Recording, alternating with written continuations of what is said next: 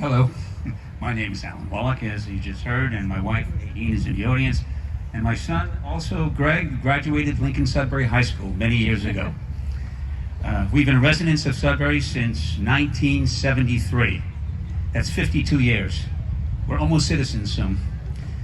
It's a great town, and we love it here. We even bought our second home here because our kids had their friends here, and because it was a great place to live. I'm a veteran, as he said, of the United States Air Force from 1964 to 1968. And as you can guess, I spent time in Vietnam. First, I would like to thank the Memorial Day Committee for bestowing on me the honor of being the Grand Marshal of this wonderful parade, which they organize every year, and giving me the opportunity to share some thoughts. As you all know, Memorial Day honors the ultimate sacrifice of those who've fallen in the service of our country. The history of Memorial Day goes back to May 30th, 1868, when a general named John A. Logan created a national day called Decoration Day to honor the more than 620,000 soldiers who died in the Civil War. After World War I, the holiday evolved to commemorate all American military personnel who died in all wars, and the name was changed to Memorial Day. But it wasn't until 1971 that the Congress passed the Uniform Monday Holiday Act, establishing Memorial Day as the last day in May, making it a federal holiday. Today, Memorial Day is a day of remembrance and reflection, and many Americans visiting cemeteries, attending parades, as we are right now, and participating in other commemorative events. Here are a few facts you may not know. I just learned these myself.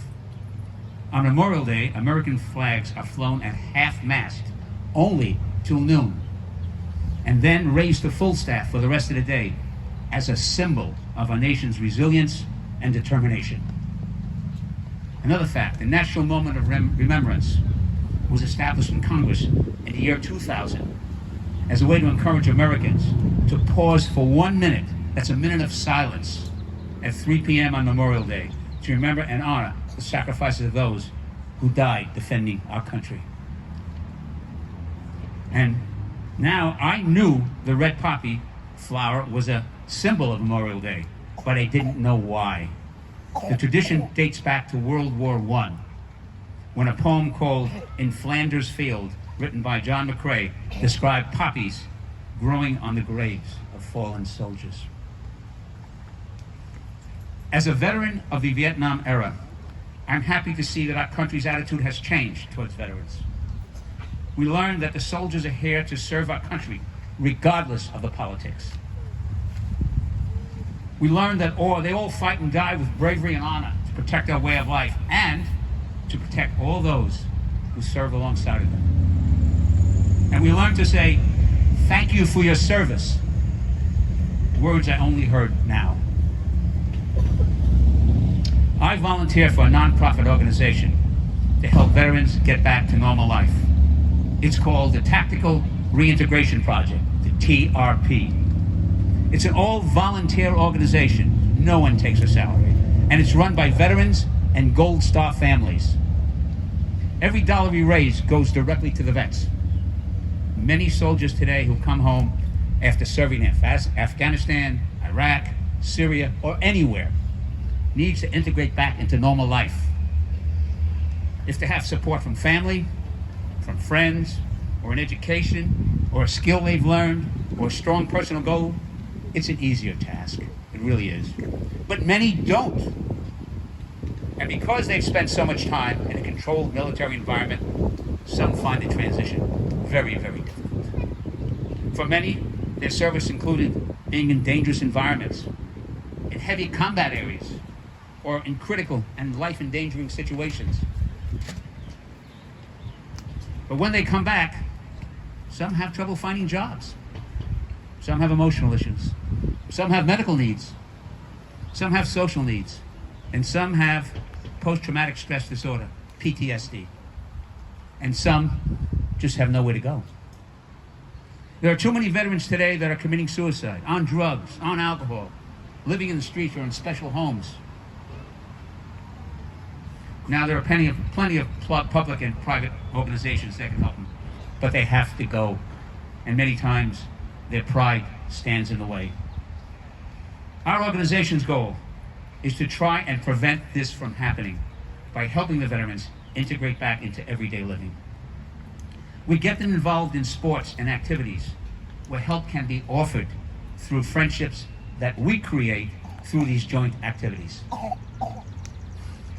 I was going to say something else. I don't want to add it right now. I didn't really plan to say it, but if you want to know a little bit about what it's like, there was a movie I saw this weekend. I'm just bringing it up now. It's called The Best Years of Our Life. It's a 1945 World War II movie. It's about 3 veterans returning from home from very difficult problems. See, the problems we have today coming back goes back to every single war, people coming back. And there are 3 veterans returning home, one dealing with disabilities, one dealing what we call today is PTSD, post-traumatic stress disorder, and one dealing with getting back into a normal life where people have different views on the war and so on. It's a great way to learn a little bit about the situation that we probably have today. Of course, it has a Hollywood ending, and real life doesn't always have a Hollywood ending. So I'll go back. We believe the best way to honor those who've made the ultimate sacrifice is by helping the living heroes have a normal life. That's what we do at TRP. But today is about honoring our fallen heroes. Memorial Day honors the brave men and women who sacrificed their lives in service of our country. These courageous individuals have given everything to defend our freedom and our way of life. Whether it's our first Sudbury soldiers, like Josiah Haynes, who died in Concord, April 19th, 1775, creating the shot heard around the world. He was one of 168 Sudbury residents who volunteered for the militia during the Revolutionary War. Or a recent Sudbury hero, Ranger Army First Lieutenant Scott F. Mealy of the Airborne 10th Mountain Division, who died November 30th, 2010, serving during Operation Enduring Freedom. Sudbury citizens has always, continuously, and courageously defended our country. There are now over 500 veterans living in Sudbury. Today reminds us of the debt we owe to all Americans who've made that sacrifice. It's a day to honor their memory with gratitude. And there's a saying you've probably heard many, many, many times before. The price of freedom is never free. And today we honor those who paid the ultimate price. Thank you, and God bless America.